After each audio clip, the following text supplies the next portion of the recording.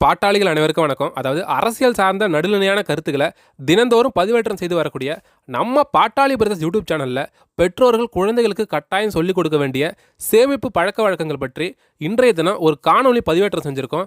அந்த காணொலியுடைய லிங்கை டெஸ்கிரிப்ஷன் பாக்ஸில் பின் பண்ணி வச்சுருக்கேன். ஸோ அந்த காணொலியை பார்த்துட்டு அது குறித்த உங்களுடைய கருத்துக்களை தவறாமல் பதிவு செய்யுங்க. மேலும் நம்ம சேனலோட காணொலிகளை சப்ஸ்கிரைப் பண்ணாமல் பார்த்துட்டு வரவங்க உடனடியாக சப்ஸ்கிரைப் பண்ணி ஆதரவு தெரிவிக்க வேண்டும் என்பதையும் ஒரு கோரிக்கையை வச்சுக்கிறேன். இன்றைக்கி சமூக வலைதளங்களில் மிகப்பெரிய பேசுபொருளாக இருக்கக்கூடிய ஒரு செய்தி என்னென்னு பார்த்தீங்கன்னா, தைலாபுர தோட்டத்தில் சமூக நீதிக்காளர் மருத்துவர் ஐயாவின் இருக்கைக்கு கீழே ஒட்டுக்கேட்பு கருவி கொண்டெடுக்கப்பட்ட செய்தி தான். பாட்டாளிகள் நல்லா புரிஞ்சுக்கணும், இது ஒன்றும் சாதாரணமான செய்திலாம் கிடையாது. நாம் உடனே மறந்து கடந்து போகிறதுக்கு. இன்றைக்கி தமிழ்நாட்டினுடைய ஆட்சி மாற்றத்தை நிர்ணயிக்கக்கூடிய சக்தியாக இருக்கக்கூடிய மருத்துவர் ஐயாவின் உரையாடல்களை ஒட்டு கேட்பதற்காக வைக்கப்பட்ட கருவியை வச்சவர் யார் என்பதை கண்டுபிடிப்பதற்காக பாமக தலைமை உடனடியாக வழக்கு தொடர்ந்து கயவர்களை உடனடியாக கண்டறிந்து அவர்களுக்கு உரிய தண்டனை கிடைப்பதற்கு வழிவகை செய்ய வேண்டும் என்பதை ஒரு கோரிக்கையாகவே வச்சுக்கிறேன். இதில் சம்மந்தப்பட்ட நபர்களை கைது செஞ்சு விசாரணை நடத்தினா மட்டும்தான் இதில் தனிப்பட்ட நபர்கள் மட்டும்தான் சம்மந்தப்பட்டிருக்காங்களா, இல்லை ஏதேனும் அரசியல் கட்சிகள் சம்மந்தப்பட்டிருக்கிறதா என்பதை கண்டுபிடிக்க முடியும். இன்றைக்கி பாட்டாளி மக்கள் கட்சிக்குள்ளார ஒரு அசாதாரண சூழல் நிலவிட்டு வருதுங்கிறது நம்ம எல்லோருக்குமே தெரியும். அப்படியான சூழலில் பாட்டாளி மக்கள் கட்சியை வீழ்த்த நினைப்பவர்கள் இது போன்ற விஷமத்தனமான செயல்களை செஞ்சிருக்க கண்டிப்பாக வாய்ப்பு இருக்குது. மேலும் இதை மருத்துவர் ஐயாவின் இருக்கைக்கு கீழே பொறுத்தி இருக்கானோன்னா நிச்சயம் ஐயாவை சுற்றியுள்ள நபர்களின் உதவி இல்லாமல் இது நடந்திருக்க வாய்ப்பே இல்லை.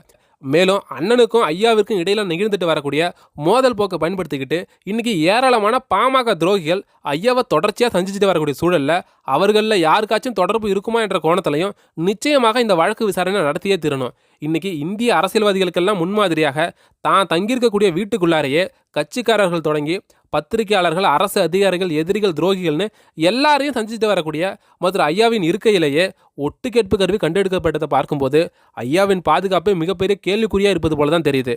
மேலும் இன்றைய தினம் கடலூர் மாவட்ட பொதுக்குழு கூட்டத்தில் முதல் ஐயா அவர்கள் இடஒதுக்கீட்டு சம்பந்தமாக திராவிட முன்னேற்ற கழகத்தை கடுமையாக விமர்சித்து பேசியிருக்கக்கூடிய சூழலில் அதை திசை திருப்ப வேண்டும் என்பதற்காகவே திமுகவினரும் சவுக்கு சங்கரும் திட்டமிட்டு சமூக வலைதளங்களில் ஒட்டுக்கேட்பு விவகாரத்தை அண்ணன் அன்புமணியோடு தொடர்பு படுத்தி ஒரு விஷமத்தனமான செய்தியை பரப்பிட்டு இருக்கானுங்க. அவனுங்களுக்கு கடுமையான பதிலடி கொடுக்க வேண்டிய பாட்டாளிகளில் சிலரே திமுக மற்றும் சவுக்கு சங்கரின் விஷமத்தனமான கருத்துக்களுக்கு ஆதரவு தெரிவிச்சுக்கிட்டு லைக் பண்ணி ஷேர் பண்ணுறதை பார்க்கும்போது பாட்டாளி மக்கள் கட்சியின் கட்டமைப்பை சிதைக்கிறதுக்கு எதிர்கட்சிக்காரெல்லாம் தேவையில்ல, உங்களை போன்ற சொந்த கட்சி சகுனிகளே போதும் என்பது தான் எனக்கு மனசில் தோணுச்சு. எனக்கு ஒன்றும் புரியல, அப்படி என்னடா அண்ணனையும் ஐயாவையும் பிரித்து வைக்கிறதுல உங்களுக்கு சந்தோஷம் வேண்டி கிடக்கு? உங்களை போன்ற ஈனப்பிறவிகளின் செயல்களால் தான் இன்றைக்கி ஆட்சி அதிகாரத்தை நோக்கி நகர்ந்திருக்க வேண்டிய பாட்டாளி மக்கள் கட்சி 10% வாக்கு வங்கியிலிருந்து தேஞ்சி 5.5 விழுக்காடு வாக்கு வங்கியாக குறைஞ்சி போயிருக்கு.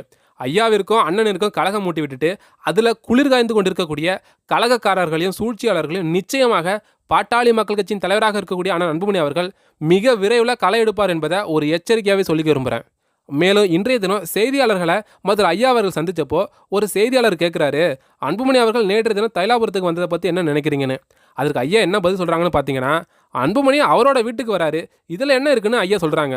மேலும் அதே செய்தியாளர் அன்புமணி அம்மா பிள்ளையா அப்பா பிள்ளையான்னு ஐயாவிடம் ஒரு கேள்வி கேட்குறாரு. அந்த கேள்விக்கு ஐயா அவர்கள் பதில் சொல்வதற்கு முன்பாகவே வன்னியர் சங்க தலைவர் பெரியவர் பூத்த அருள்மொழி அவர்கள் முந்திக்கிட்டு என்ன பதில் சொல்கிறாங்கன்னு பார்த்தீங்கன்னா, அதை அன்புமணியிட்ட தான் போய் கேட்கணும்னு தேவையில்லாத ஒரு பதிலை சொல்கிறாங்க. ஆனால் உடனே சுதாரிச்சுக்கிட்டு மருத்துவர் ஐயா அவர்கள் அன்புமணி 2 பேரோட புள்ள தானே, அண்ணனை விட்டு கொடுக்காமல் பேசியிருந்ததை பார்க்க முடிஞ்சுது. அதாவது எதுக்காக இதை நான் சொல்கிறேன்னு பார்த்தீங்கன்னா, நீங்கள் ஐயாவையும் அண்ணனையும் ஒன்று சேர்க்கறதுக்காக முயற்சிக்கலைன்னா கூட பரவாயில்ல, ஆனால் தயவு செஞ்சு இரு மாபெரும் தலைவர்களையும் பிரித்து வைக்கும்படியான கருத்துக்களை தவிர்க்க வேண்டும் என்பதை இந்த காணொலி மூலமாக ஒரு கோரிக்கையாகவே வச்சுக்கிறேன்.